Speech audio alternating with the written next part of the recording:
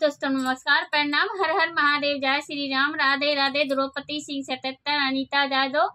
तो आप लोग लाइक सब्सक्राइब शेयर जरूर करना है, हम लोग के सपोर्ट जरूर करना, आगे से आगे बढ़ाइए। तो एक शिव के भजन लेके आई हूँ, तो आप लोग को अच्छा लगे तो लाइक सब्सक्राइब कमेंट जरूर करना है।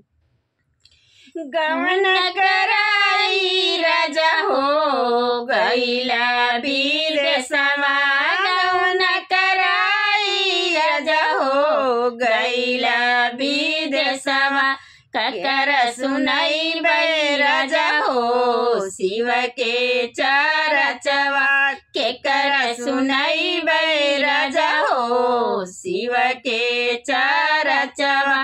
घरवा में धनी है सासुरे नाना दिया, घरवा में बाटन धन रे सासुरे नाना दिया, उनको सुनाई धन हो शिव के चरचवा, उन्हीं के सुनाई धन है शिव के चरचवा।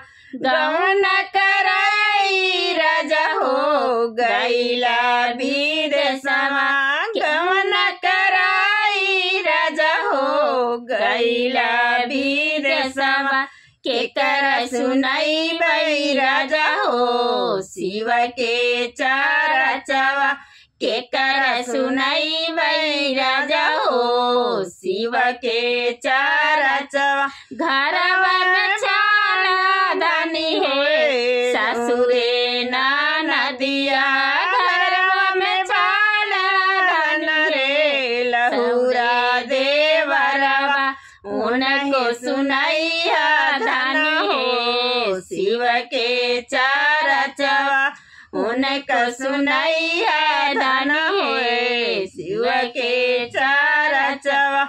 गवन कराई राजा हो गईला विदेशवा, गवन कराई राजा हो गईला विदेशवा, केकर सुनाई बै राजा हो शिव के चरचवा, केकर सुनाई बै राजा हो शिव के चरचवा।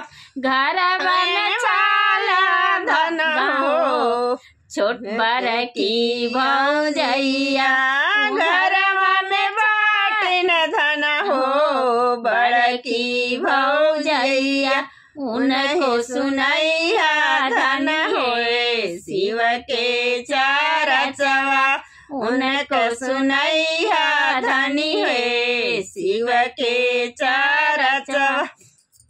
नमस्ते, प्रणाम, हर हर महादेव।